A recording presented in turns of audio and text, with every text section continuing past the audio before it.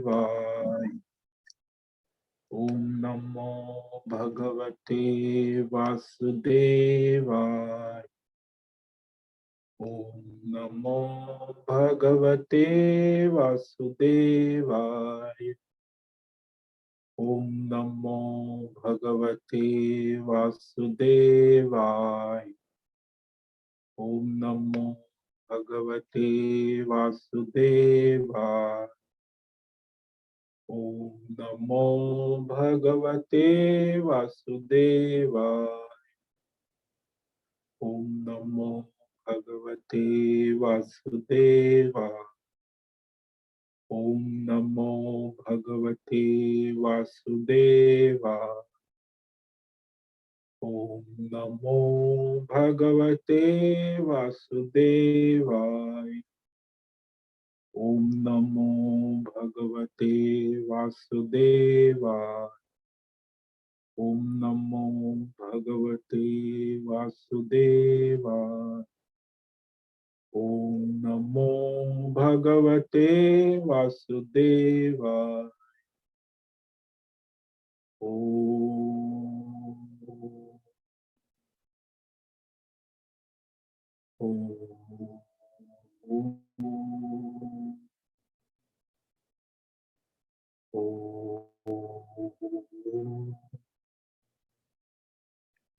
ओम श्री परमात्मने नमो नमः। ओम गुरुभ्यो नमो नमः। ओम ऐं ह्रीं श्रीं सं सरस्वत्यै नमो नमः। ओम गुरुभ्यो नमो नमः। ओम सहनाववतु सहनौ भुनक्तु सह वीर्यं करवावहै तेजस्विनावधीतमस्तु मा विद्विषावहै। ओम शांति शांति शांति। सदाशिवसमारम्भां शंकराचार्य मध्यमाम् अस्मदाचार्यपर्यन्तां वन्दे गुरुपरम्परा। वन्दे गुरुपरम्परा। ओम पार्थाय प्रतिबोधितां भगवतां नारायणेन स्वयं व्यासेन ग्रथितां पुराणम् मध्ये महाभारतम् अद्वैतामृतवर्षिणीं भगवतीम् अष्टादशाध्यायिनीम् अम्ब त्वामनुसन्दधामि भगवद्गीते भवद्वेषिणि गीते भवद्वेषिणि। नमस्ते परमं ब्रह्म सच्चिदानंद रूपाय निर्गुणाय नमस्तुभ्यं ओमकाराय नमो नमः। ओम तत्सत। ओम ओम ओम। आप सभी भगवद गीता श्रवण साधकों को आज प्रातः का अभिवादन, अभिनंदन, अभिवंदन। हरि ओम, हरि ओम, हरि ओम। तो हम सबको आज अपना यह दिन देश काल विषय वस्तु व्यक्ति परिस्थिति तन मन धन जन बुद्धि स्थूल सूक्ष्म कारण शरीर अपने अपने पूर्व जन्मों के संचित कर्मों के फल स्वरूप में प्रारब्ध अनुसार वर्तमान में परमेश्वर के प्रसाद स्वरूप में मिला है।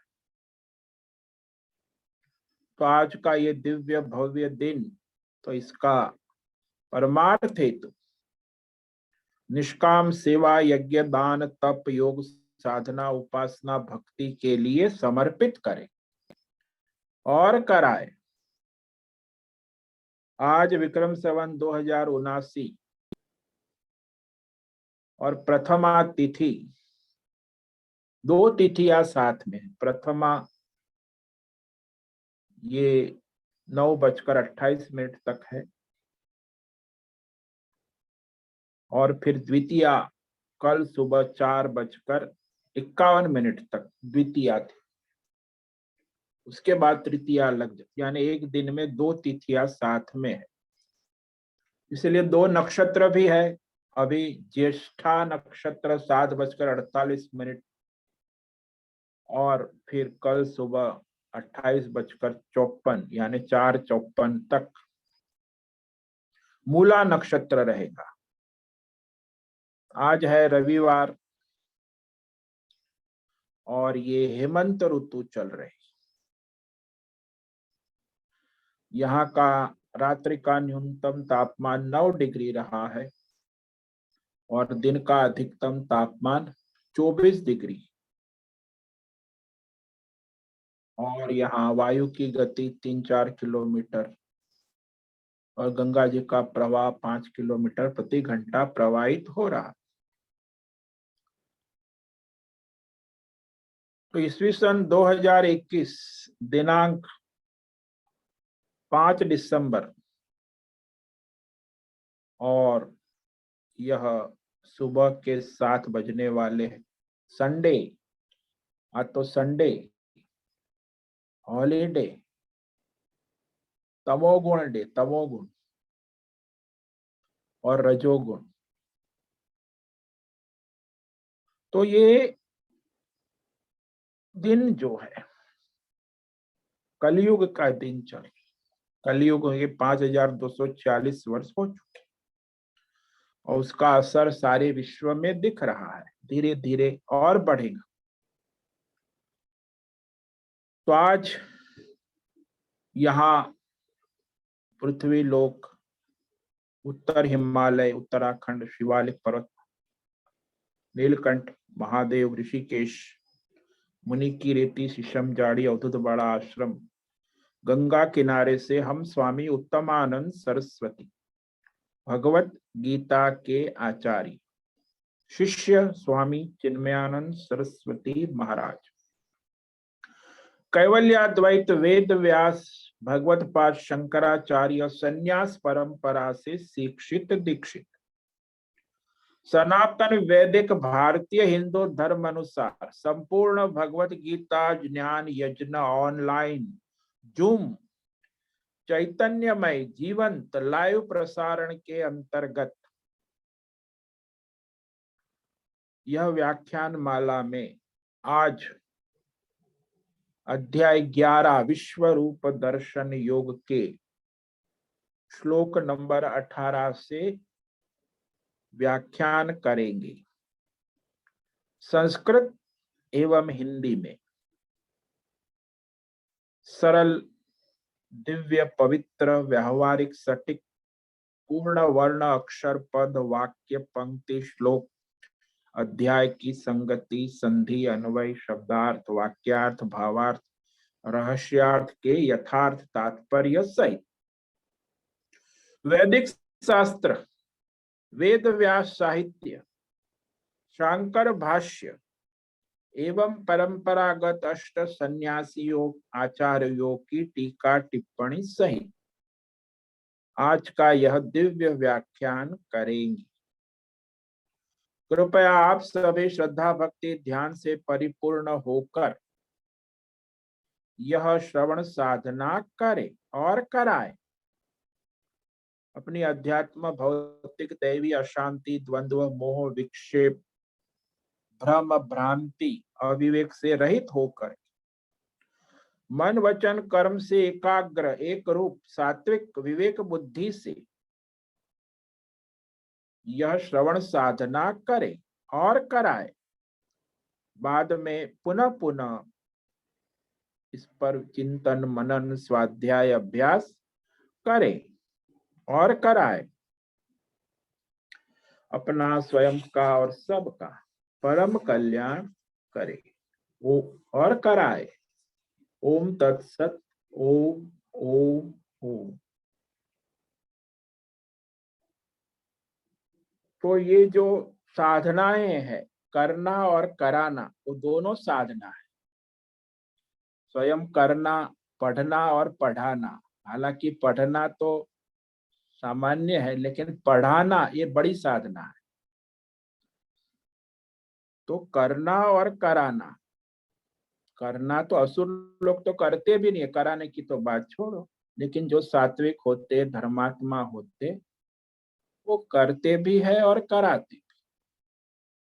तो जो स्वार्थी होते वो अधर्मी ही होते, यानी स्वार्थी। तो संसार का नाम ही स्वार्थ है 90%। अपने स्वार्थ में मुझे क्या फायदा, मेरा क्या फायदा, मेरा क्या मतलब। सबका हित, सबका भला सोचने वाले 5% धर्मात्मा होते हैं।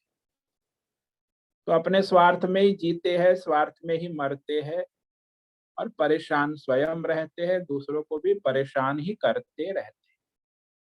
तो अधर्मी कहे जाते, स्वार्थी अधर्मी होते, अपने तक स्व में ही डूबा रहे। लेकिन परमार्थी है, वो सबका भला सोचता है, वो कोई भी कार्य करता है सबके हित भले के लिए करती है, तो वो परमार्थी धर्मात्मा है। बाकी सब स्वार्थी का, स्वार्थ का मतलब ही अधर्म है, क्योंकि अपना स्वार्थ लेके बैठे, व्यक्ति समझते, व्यक्तिगत, पारिवारिक, सामाजिक रह। तो सबका हित भला कहाँ होगा, उसमें तो राजनीति होंगी, बहुत सारे ढोंग पाखंड होंगे, अधर्म ही होगा। तो परमार्थ धर्मात्मा, जो धर्मार्थी है वही परमार्थी हो सकता है, और अधर्मी है वो संसारी, स्वार्थी जीता है, स्वार्थी मरता है, फिर आता है। उसका तो करोड़ों जन्मों से जीवन ऐसे ही चलता है, चलता रहता। तो कल हमने जो श्लोक पर व्याख्यान किया था वह 17 नंबर का, जिसमें भगवान का विराट विश्व रूप दर्शन कर अर्जुन उसकी स्तुति गुण गा रहे हैं। अर्जुन की स्तुति संजय धृतराष्ट्र को निवेदित कर रहे हैं, हस्तिनापुर। तो दोनों दिव्य चक्षु वाले हैं। और अर्जुन ने कहा, किरीटिनं गदिनं चक्रेणैश्च तेजो राशिं सर्वतो दीप्तिमन्तं पश्यामि त्वां दुर्निरीक्ष्य समन्तात् दीप्तानलार्कद्युतिमप्रमेयम्।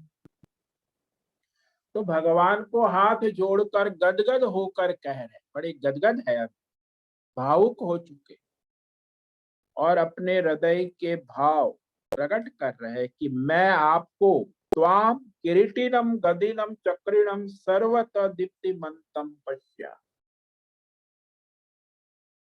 तो आपको मैं देख रहा हूं अपने दिव्य चक्षु, आपकी कृपा से, दिव्य चक्षु, ज्ञान चक्षु के द्वारा, सूक्ष्म ज्ञान चक्षु। ये चक्षु होते हैं, दिव्य चक्षु, ज्ञान चक्षु, सूक्ष्म चक्षु। अब आप सपना देखते हो तो कौन से चक्षु से देखते हो, तो वहां सूक्ष्म चक्षु है, नहीं तो कैसे दिखाई देगा सपना। ऐसे बहुत सारे संसार में जो ऋषि मुनि के पास दिव्य ज्ञान चक्षु, उसके द्वारा वो सारे अनंत कोटि ब्रह्मांड का भी दर्शन कर सकते हैं। लेकिन वो योग साधना है, सूक्ष्म है। तो भौतिक जड़वादी को तो माइक्रोस्कोप में जो दिखेगा उतना ही दिखेगा, माइक्रोस्कोप के आगे उनको कुछ नहीं दिखता, इन वैज्ञानिकों, क्योंकि वो लोग योगी तपस्वी नहीं है, भौतिकवादी है। तो अत्यंत सूक्ष्म सूक्ष्म शक्ति या सूक्ष्म तत्व जो है, तो वह दिव्य चक्षु के द्वारा देखा जाता, ज्ञान चक्षु के। और शास्त्र ही ज्ञान चक्षु है, वेद शास्त्र है, गीता है, रामायण है, तो उसी के द्वारा आप दर्शन कर सकते। तो यहाँ अर्जुन कहता है कि आप मुकुटधारी, गदा चक्रधारी, तेज पुंज, सभी और दिव्य तेजो में प्रकाश पुंज रूप में आपको देखता हूं। और जो अज्ञानी है, असुर, भोग लंपट, उनके लिए कोई ये दर्शनीय, दुर्निरीक्ष, उनके लिए असंभव है, अदर्शनीय है। और यह विराट विश्व रूप सभी ओर से प्रदीप्त तेज, जैसे प्रदीप्त अग्नि होती है ना, बक बक बक बक, जो अग्नि एकदम प्रदीप्त, और सूर्य का तेज आभा, जैसे मई जून में प्रकाश तेज, तो ऐसा तेज प्रकाशित हो रहा है और उसकी कोई उपमा या अनुमान नहीं हो सकता, क्योंकि वो स्वयं सिद्ध है और वेद शास्त्र और भगवान की वाणी से ही प्रमाणित तो होता है, और कोई प्रमाण नहीं। वेद शास्त्र भगवान की वाणी। तो ऐसे दिव्य आभूषणों से युक्त किरीट मुकुट उनके मस्तक में धारण किए, पास में गदा गदी चक्रीण। चक्र जो होता है ना, जैसे सुदर्शन चक्र भगवान के हाथ में, काल चक्र, ऋतु चक्र, चक्र तो बहुत है। कुम्हार के पास भी चक्र होता है, तेली के पास भी चक्र होता है। ये मैकेनिकल इंडस्ट्री सारी मैकेनिकल, वो सब चक्र पर ही घूमता है। यंत्र युग कहते हैं ना, मैकेनिकल वर्ल्ड। तो वह सारा जो है धारण करने वाला, गाड़ी का पहिया घूमता है तो पहिए को कौन धारण करता है? पहिए को पहिया धारण कर नहीं, पहिए को पृथ्वी धारण करती है, पृथ्वी को परमेश्वर धारण, यानी पहिए को मूल धारण करने वाले, आपके गाड़ी के पहिए को चलाने वाले परमेश्वर है। लेकिन आपको लगता है कि ड्राइवर गाड़ी चला रहा है। ड्राइवर नहीं चला रहा है, वो जो परमेश्वर है, परम ड्राइवर सबका। तो सारे चक्र घुमा रहा है, उसी के द्वारा सारे चक्र घूमते हैं। वो चक्रवर्ती राजा कहा जाता है ना, उसका भी चक्र, सारे विश्व का राजा। वो निरंकुश होता है, कई चक्रवर्ती राजा जो वो घुमाते रहते सारी सृष्टि में। तो ये वर्तुलाकार जो सैन्य व्यूह होता है, उसमें चक्र घूमते रहते। तो चक्र व्यूह करते, युद्ध के मैदान में पांडवों का चक्र व्यूह। वो अभिमन्यु जो था, वो चक्र व्यूह में गया, फिर बाहर नहीं निकल पाया। तो वो चक्र जो है, चक्रधारी केवल परमात्मा है। तो ये संसार भी एक चक्र है, जिसको संसार चक्र कहते हैं। चक्रवर्त प्रवर्तते दुखानि च सुखानि सर्वद्वंद्वानि।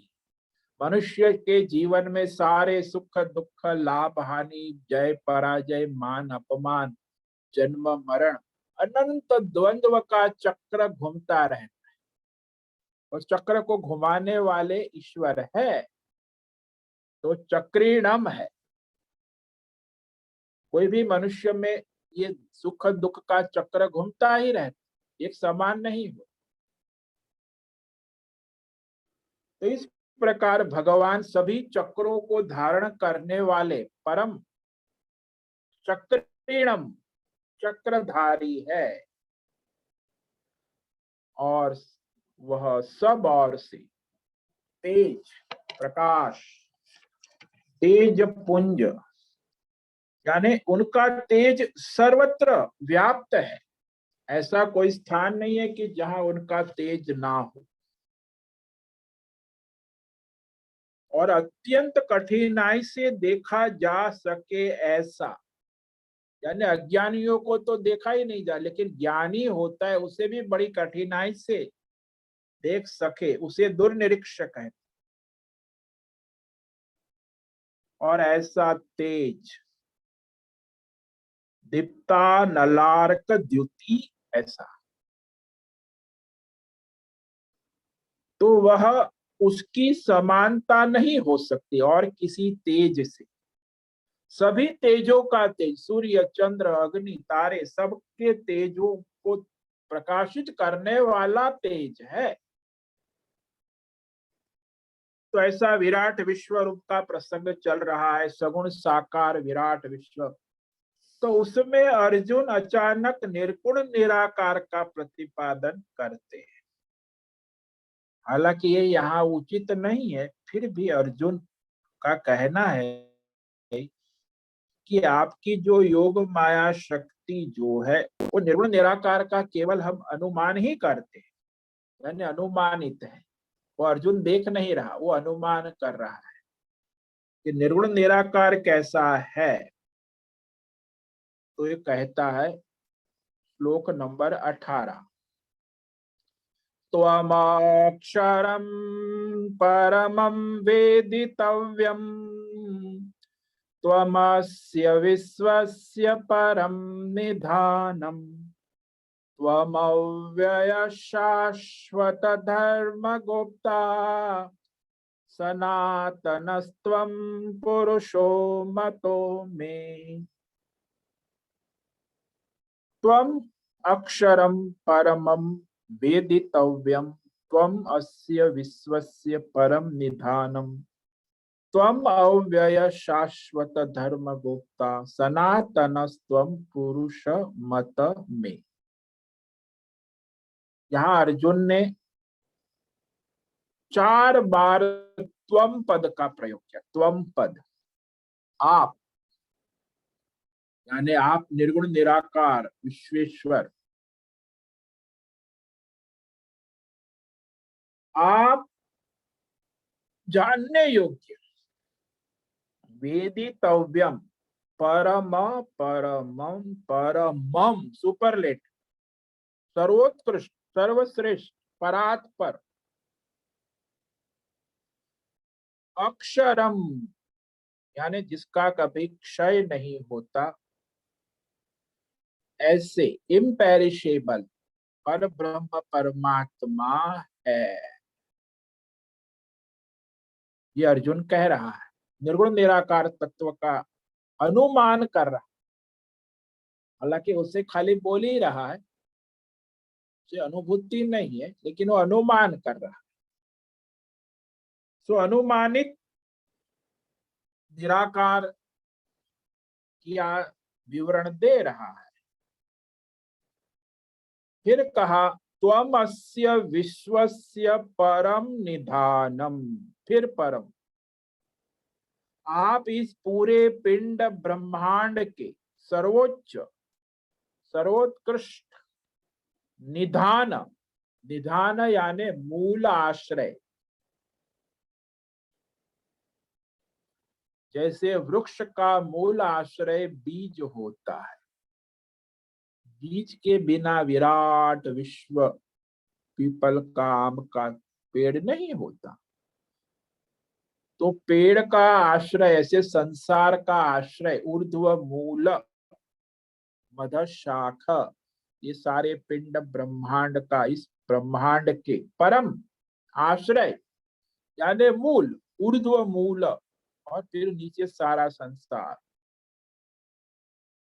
तो आप सबके परम आधार, परम मूल आप ही है, स्वयं। और फिर कहता है स्वम शाश्वत धर्म गुप्ता, आप ही इस सनातन वैदिक धर्म के रक्षक हैं। सनातन वैदिक धर्म, वेद स्वरूप वैदिक सनातन परंपरा के संरक्षक। त्वम अव्यय सनातन पुरुषः, और आप ही अविनाशी, अव्यय, सनातन परमेश्वर परमात्मा ही है। मे मतः, ये मेरा मत है, यानी मेरी सोच है, मेरा विश्वास है, मेरा अनुमान है। तो यहाँ 4 विशेषण, 4 वाक्य है इस श्लोक में। अर्जुन के 4 पंक्ति है, 4 वाक्य है। अब जो पहला वाक्य अर्जुन कह रहा है कि त्वम वेदितव्यम परमम अक्षरम,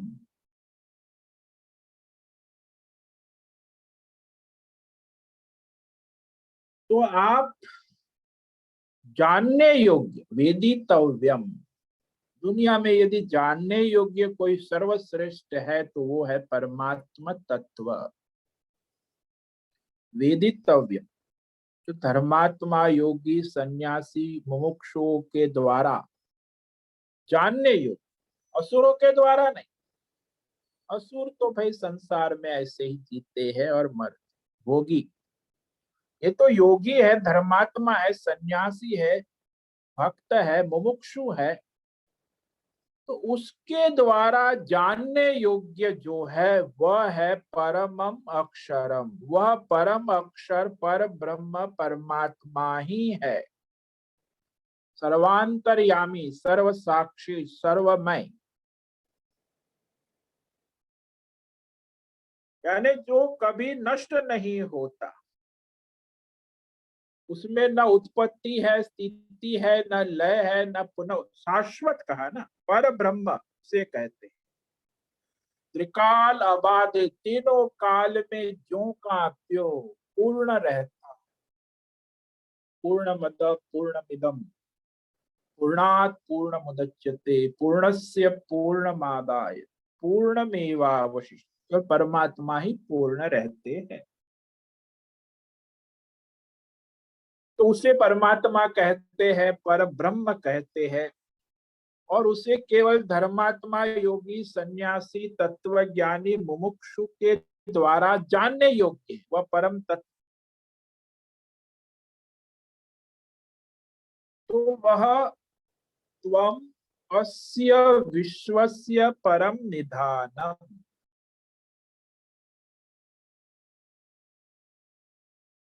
आप इस सारे पिंड ब्रह्मांड के कार्य में कारण और कारण में कार्य, तो ज्यादातर कारण में कार्य का लय होता है, कार्य से कारण और कारण में कार्य, तो ये कार्य कारण का संबंध है। इसलिए लोग कहते हैं ना कि मुर्गी पहले की अंडा, बीज पहले हुआ कि वृक्ष पहले हुआ। अभी बीज और वृक्ष दोनों में जो कार्य कारण का जो आधार है, जिसका मूल आधार बीज का भी आधार है और वृक्ष का भी आधार है, उसके बिना न बीज हो सकता है, न वृक्ष हो सकता है। उसके बिना न मुर्गी हो सकती है, न मुर्गा हो सकता है, न अंडा हो सकता है। तो वह जो है मूल आश्रय है सृष्टि का। तो इसीलिए उसे निधान कहा, परम निधान। क्योंकि संपूर्ण सृष्टि और उसके कारणों का विलय स्थान परमेश्वर को परम निधान कहा, यानी मूल कारण, मूल आधार। आप कार्य कारण करते चले जाओ, तो फिर उसमें क्या होगा? जैसे एक कागज है, कागज है तो क्या है? ये कारण है कि कार्य है? तो कागज तो कार्य है, तो उसका कारण क्या है भाई? पेपर मिल, पेपर मिल थोड़ी ऐसे चलती है। पेपर मिल में सारा घास फूस जो आता है प्रकृति से, उसी से पेपर बनता है। तो घास फूस का कारण क्या है? तो घास फूस बनता है पंच तत्व, आकाश, वायु, अग्नि, जल और पृथ्वी। तो पंच तत्व का कारण क्या है? बोले पंच तत्व का कारण माया है, सत्व गुण, रजोगुण, तमोगुण। तो माया का कारण क्या है? काल है, लोक है, लोकांतर है। तो काल और लोक में माया का खेल चलता है। तो काल और लोक का कारण क्या है? बोले काल और लोक का कारण ईश्वर है, सगुण साकार मायोपाधि ईश्वर। और ईश्वर का कारण क्या है? बोले ईश्वर का कारण परमेश्वर है। ब्रह्मा, विष्णु और महेश का भी कारण। और परमेश्वर का कारण क्या है? परमेश्वर सबका कारण है, लेकिन उसका कोई कारण नहीं है, यानी मूल कारण। सभी कार्य कारण में ओतप्रोत है परमेश्वर, यानी कागज के रूप में भी परमेश्वर है, और घास फूस के रूप में भी परमेश्वर है, और पंच तत्व के रूप में भी परमेश्वर है, और सत्व रजस तमस माया के रूप में भी परमेश्वर है, और माया उपाधि सहित मायोपाधि ईश्वर के रूप में भी परमेश्वर है, और काल और लोक में माया का खेल चलाने वाले भी ईश्वर है, और ईश्वर के भी ईश्वर परमेश्वर है, जो सब का मूल कारण है, उसे परम निधान,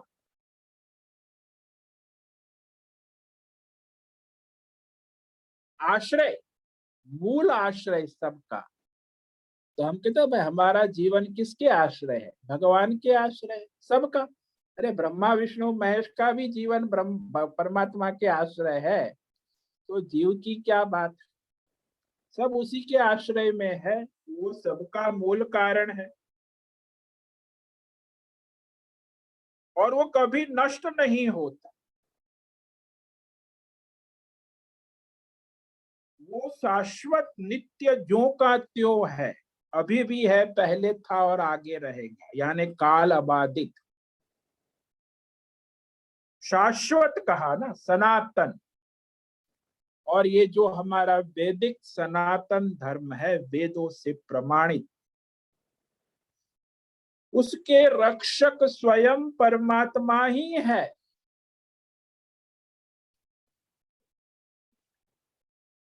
शाश्वत धर्म गोप्ता, गोप्ता यानी रक्षक, पालक। तो ये वैदिक सनातन परंपरा के संरक्षक परमेश्वर स्वयं है। इसीलिए सनातन धर्म कभी किसी पर आक्रमण नहीं करता है, अपनी सुरक्षा करता है, और किसी में किसी को धर्म परिवर्तन नहीं कराता है, जबरदस्ती लालच देकर, charity conversion and fear conversion, न जाने कितने प्रकार के धर्म वाम असुर लोग करते रहते, अभी भी करते, आगे भी करते रहेंगे। लेकिन सनातन धर्म भगवान के द्वारा प्रेरित है, परमेश्वर। वैदिक धर्म के रक्षक स्वयं परमेश्वर है, आप ही है कहा, शाश्वत धर्म गुप्ता। सनातन धर्म केवल परमेश्वर के द्वारा ही उसकी परंपरा चलती रहती है। और फिर कहा त्वम अव्यय सनातन पुरुष, आप अविनाशी, जिसका कभी व्यय खर्च नहीं हो। पैसे का खर्च हो जाता है, तन का खर्च होता है, मन का खर्च होता है, धन का बुद्धि का भी खर्च हो जाता है, प्रकृति में भी सारा विषयों का खर्च हो जाता है, उत्पादन मार्केट में आते रहते विषय, तो सब में खर्च है। काल का भी खर्च हो जाता है, काल का। जो एक वस्तु है जिसका कभी खर्च नहीं होता, जो अविनाशी है, अव्यय है, चिरंतन है, तो ऐसा अव्यय जो कभी नष्ट नहीं होता, वह आप ही है परमेश्वर। और वही मेरा मत है, मैं अनुमान करता हूं, अर्जुन कहता है मेरा मत है कि आप ही सनातन शाश्वत परमेश्वर परमात्मा है। और भगवान ने पहले भी कहा है स्वयं, यदा यदा ही धर्मस्य ग्लानिर्भवति भारत अभ्युत्थानमधर्मस्य तदात्मानं सृजाम्यहम्। तो राम के रूप में आए कृष्ण, सनातन धर्म की रक्षा करने वाले रक्षक राम और कृष्ण, आज भी तो वही रक्षा कर रहे हैं ना। हमारे देश में लाखों राम जी के मंदिर है, लाखों कृष्ण जी की मंदिर है, और हमारे राजनेता भी अभी आजकल जय श्री राम करते रहते हैं। तो ये राम ही तो है ना, जो सनातन वैदिक धर्म की रक्षा करते हैं। वो अवतार रूप में आते हैं, युग युग में का संभवामी युगे युगे। तो मत्स्य अवतार, कुर्म अवतार, वराह अवतार, नरसिंह अवतार, वामन अवतार। तो भाई एक के बाद एक अवतार धारण कर सनातन धर्म की रक्षा के लिए ही अवतार धारण कर। इसीलिए परमेश्वरी सनातन धर्म के रक्षक बताए गए, और कोई रक्षा नहीं कर सकता। बाकी तो ये सब राक्षुर राक्षस लोग तो आक्रमण करते हजारों वर्षों से, तो भी उनकी रक्षा स्वयं भगवान ही करते। तो ऐसा में मतः, मैं सोचता हूं, मेरा विश्वास है, मेरा दृढ़ निश्चय है, मैं ऐसा अनुमान करता हूं कि केवल आप ही है के रूप में है। किसी भी नाम रूप के आगे पीछे आप देखोगे तो पीछे एक शब्द जोड़ते हैं है। ये देवदत्त है, ये देवी है, ये उसका परिवार है, ये उसका घर है, ये उसका नाम मेडल है। सब में है। ये क्या है कौन सब बदलता रहता है वैसा का वैसा ही है में कोई परिवर्तन होता ही नहीं है। प्रत्येक वाक्य में है आता है के बिना वाक्य भी अधूरा रहता है। तो इसीलिए अव्यय सनातन परमात्मा है, ऐसा मेरा मत है, अर्जुन कहता है। तो इस प्रकार आज इस श्लोक पर व्याख्यान किया। अब अनंत सामर्थ्य प्रभाव विश्व रूप का दर्शन अर्जुन कर रहा है, तो आगे के श्लोक को आज पढ़ेंगे, इस पर व्याख्यान कल करेंगे। अनन्नादिमध्यान्तमनन्त वीर्यम् अनंत बाहुं शशि सूर्य नेत्रम् पश्यामि त्वां दीप्तहुताशवक्त्रम् स्वतेजसा विश्वमिदं तपन्तम्। त्वां अनादि मध्य अंत, आप आदि मध्य अंत आप ही है। अनंत वीर्यम, अनंत सामर्थ्य वाले आप। अनंत बाहु, ये सारे हाथों में जो शक्ति है, अनंत शक्ति बाहु आप ही है। शशि सूर्य नेत्र, ये सूर्य और चंद्र आपके ही नेत्र है। और प्रदीप्त अग्नि, अग्नि जो है वह आपका मुख है।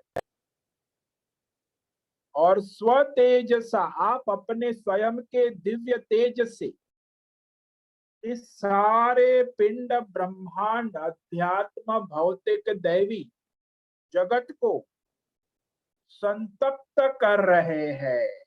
तप्तम पश्यामि, देख रहा हूं कि आप अध्यात्म दैवी और भौतिक जगत को संतप्त तपाते हुए इस समय मैं देख रहा हूं। पश्यामि, इस श्लोक पर हम कल व्याख्यान करेंगे। तो आज जिस श्लोक पर व्याख्यान किया वह भगवान के निर्गुण निराकार का अनुमान करते हैं अर्जुन। त्वमक्षरं परमं वेदितव्यं त्वमस्य विश्वस्य परं निधानम् त्वमव्यय शाश्वत धर्मगुप्ता सनातनस्त्वं पुरुषो मतो मे। त्वं वेदितव्यं परमं अक्षरम। पहला वाक्य, आप ही जानने योग्य परम, परमम, परम नहीं परमम, अक्षरम यानी परब्रह्म परमेश्वर परमात्मा आप ही है। त्वमस्य विश्वस्य परम निधानम, आप इस पिंड ब्रह्मांड अध्यात्म भौतिक दैवी जगत के मूल आश्रय है, मूल कारण। त्वम शाश्वत धर्म गोप्ता, आप ही इस वैदिक सनातन धर्म के रक्षक है। त्वम अव्यय सनातन, आप अविनाशी सनातन परमात्मा है, है, है, है के रूप में नित्य सर्वत्र उपस्थित है। मैं मतः, ऐसा मैं मानता हूं, सोचता हूं, विश्वास करता हूं, दृढ़ निश्चय करता हूं और अनुमान करता हूं कि आप ही है के रूप में सर्वत्र है।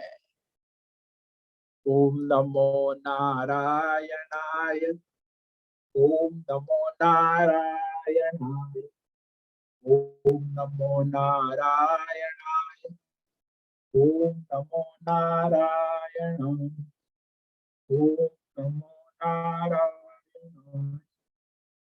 कायेन वाचा मनसेन्द्रियैर्वा बुद्ध्यात्मना वा प्रकृते स्वभावात् करोमि यद्यत् सकलं परस्मै नारायणायेति समर्पयामि, नारायणायेति समर्पयामि। ओम सर्वे भवन्तु सुखिनः, सर्वे सन्तु निरामयाः, सर्वे भद्राणि पश्यन्तु, मा कश्चित् दुःखमाप्नुयात्। असतो मा सद्गमय, तमसो मा ज्योतिर्गमय, मृत्योर्मा मृतंगमय।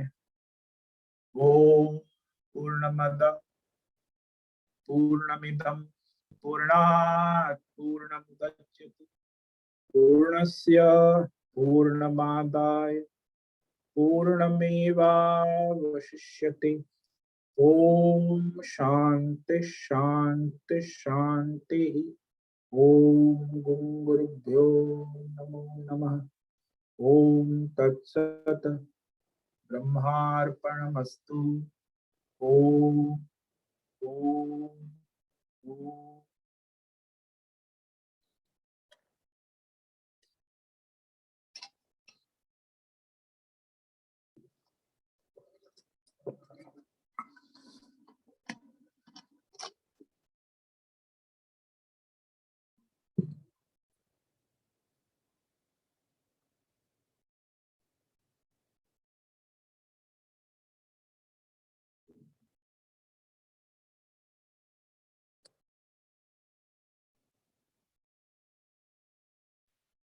हाँ वैशाली जी, आपका प्रश्न पूछिए। प्रणाम स्वामी जी। हरिओम। हरिओम। अर्जुन अनुमानित कर रहा है ये जो निराकार रूप है वो, तो यानी ज्ञान चक्षु से अनुमानित ही किया जा सकता है या ज्ञान चक्षु से अनुभवित किया जा सकता है? देखो, जो अज्ञानी होता है, अर्जुन तो अभी ऐसे कुछ है नहीं, साधक है, तो अनुमान कर सकता है। अनुभूति तो जो तत्वज्ञानी होता है वो अनुभूति कर सकता है, तो इसीलिए वह केवल अनुमान ही कर सकता है।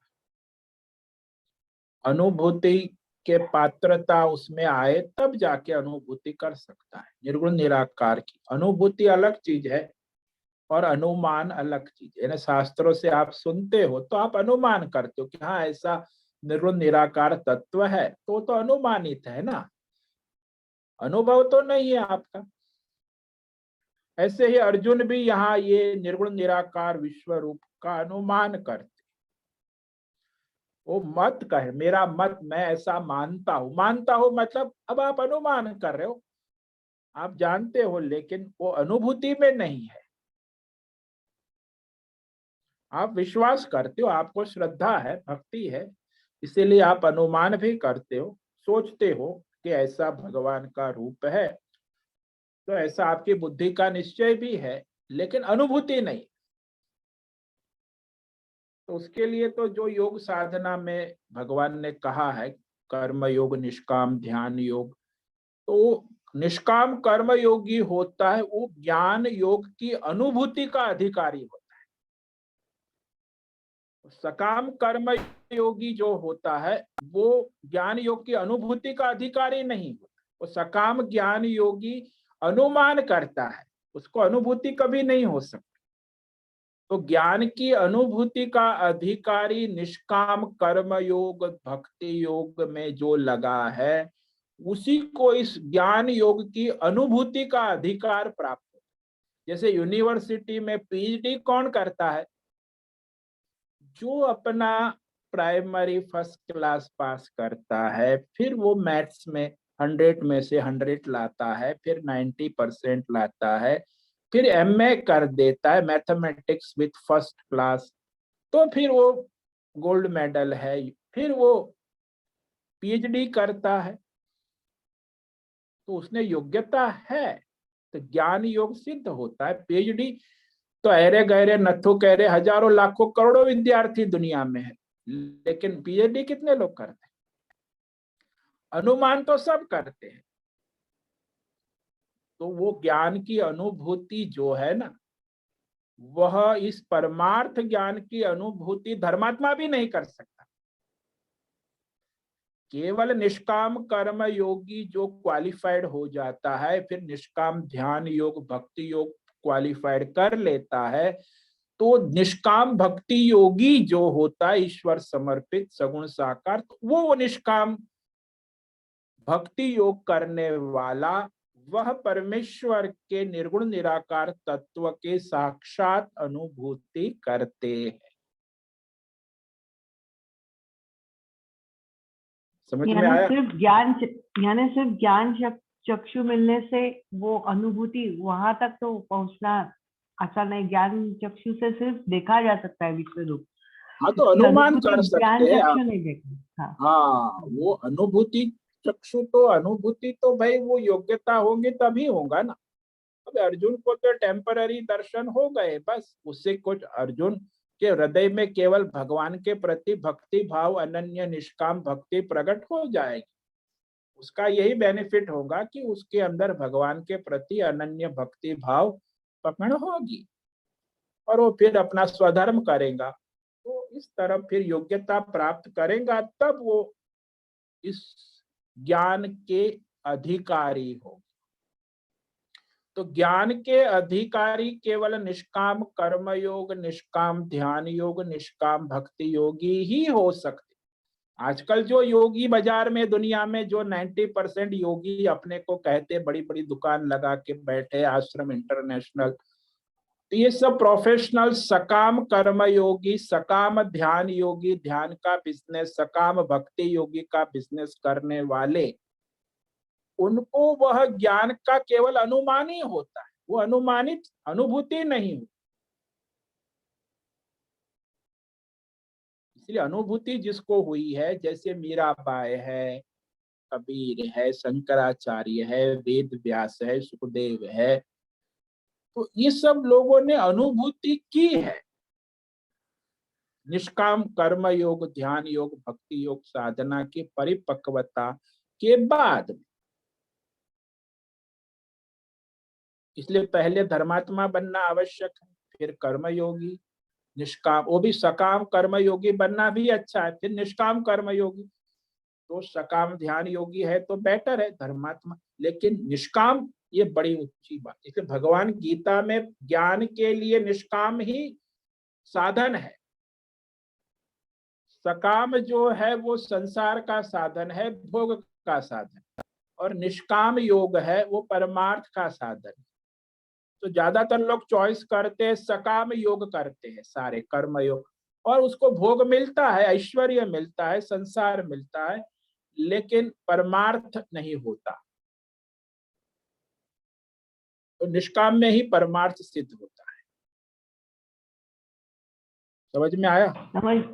समझ में आया। धन्यवाद स्वामी जी। एक और छोटा प्रश्न है जिसका आपने पहले बताया था लेकिन इतना समझ में नहीं आया। वो धनंजय अर्जुन और संजय दोनों को दिख रहा है विश्व रूप, तो फिर दोनों में फर्क क्या है? दोनों के देखने में फर्क क्या है? दोनों में फर्क है। वो हस्तिनापुर में बैठा हुआ अपने दिव्य चक्षु से वह धृतराष्ट्र को निवेदन विवरण दे रहा है, और यहाँ अर्जुन वहां युद्ध के मैदान में भगवान के सामने, भगवान के शरीर के एक अंग में, मानो कि कहीं एक शरीर का एक अंग एक भाग में ही देख रहा है। भगवान के हृदय के भाग में ही वो सारे विराट विश्व रूप, जैसे आप स्क्रीन के ऊपर सब देख रहे हैं, वैसे अर्जुन वहां लाइव भगवान के एक अंग में विराट विश्व रूप का दर्शन कर रहा है, उसे दिव्य ज्ञान चक्षु के द्वारा।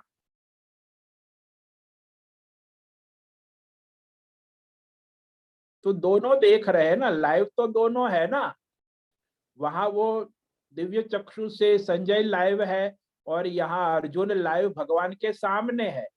तो वो लाइव भगवान के सामने नहीं है, संजय तो वहां हस्तिनापुर में बैठा है ना। दोनों में ये अंतर है, एक स्टेडियम में बैठ के देख रहा है और एक अपने कमरे में बैठकर ऑनलाइन देख रहा है। तो दोनों में अंतर, लेकिन दोनों लाइव देख रहे हैं। अभी समझ में आया ये उदाहरण से। धन्यवाद स्वामी जी। हाँ स्वामी जी, हाँ संजय के जो दिव्य चक्षु थे वो परमानेंट थे क्या स्वामी जी? हाँ, उसको तो भगवान वेद व्यास ने दिए हैं दिव्य चक्षु परमानेंट, वो त्रिकालदर्शी माने गए हैं ना। हाँ, त्रिकालदर्शी भी है, बाप रे। हाँ और संजय को तो अपना, धनंजय को तो अभी अनबेरेबल हो जाएगा, तो भगवान वो का तो अभी कष्ट वापस देकर- ले लेंगे ना, अभी अध्याय हाँ। पूरा होगा, फिर अर्जुन तो कहेगा मैं से बस हो गया भगवान, भगवान आपका चक्षु भी वापस ले लो, मैं आपका सामान्य सौम्य रूप देखना चाहता हूँ। तो फिर बस हो गया, वो टेम्पररी है। और फिर उसके बाद कभी नहीं मिला धनंजय को। कहाँ, फिर तो वो उसका योग्यता प्राप्त करेगा तब होगा ना, निष्काम कर्म योग करेगा, ध्यान योग करेगा, भक्ति, तब जाके उस अगले जन्मों में उसको परमेश्वर का विराट विश्व रूप का दर्शन होगा। और स्वामी जी, ऐसा ऐसा सुना है कि दुर्योधन को भी एक क्षण के लिए भगवान ने दिया था दिव्य दृष्टि ना। हाँ, तो दुर्योधन को क्षण के लिए दिया था, वो जब वो वहां गए थे अपना तो, आर्मी और वो कृष्ण के बीच में वो डिसाइड कर रहे थे, तब पूछता क्या? हाँ, तो उसको एक क्षण के लिए झलक दिखाई थी, तभी तो हक्का बक्का हो गया ना। फिर वो उसको एक गवाला नहीं मानता था ना, अभी गवाला मानता था, तो उसकी जरा भगवान ने चोटी टाइट कर दी, दिखा दिया चमत्कार, तो फिर ढीला पड़ गया ना। हाँ, और दो माँ लोगों को भी दिया था ना, अपने देवकी माँ को और हाँ, यशोदा देवकी को तो दर्शन हुआ ना, मिट्टी खाई ना, तब उन्होंने बता दिया था ना। हाँ, यशोदा को। और हाँ, देवकी को यशोदा जब को। वो पैदा हो, और जब वो देवकी को पैदा वहां हुए। जब वो गर्भ में थे तभी दर्शन हो गया था। दोनों माताओं को दर्शन हुआ विराट। यानी उन सबका योग्यता था ये हाँ पाने की। हाँ। हाँ जी। ओम नमो नारायणाय स्वामी। ठीक है, अब गीता जयंती नजीक आ रही है, 10 दिन बाकी है, और सब यहाँ प्रतियोगिताएं विद्यालयों की, और हवन, और संतों का भंडारा, ये सब। तो अभी तक आप लोगों का कोई किसी का दान पुण्य नहीं आया है, तो भाई इसके लिए बजट जो है उसे पूरा करना है। तो आप उदारता से अपना अपना जो है गीता जयंती निमित्त उचित दान भेजे, तो यहाँ उसका सारा विनियोग हो सकता है अच्छी तरह। तो भाई उत्सव साल में एक बार आता है, और वह गीता हम पढ़ रहे हैं, तो हम अपनी कृतज्ञता व्यक्त करें भगवद गीता ज्ञान भगवान के प्रति श्रद्धा भक्ति से। तो वो आपको मौका है हम सबको, तो हम ये कर रहे हैं क्या, हम हमारे भगवान गीता के प्रति अपनी भक्ति श्रद्धा कृतज्ञता व्यक्त कर रहे हैं, तो ऐसे आप भी अपनी कृतज्ञता व्यक्त करो। तो ये आवश्यक है।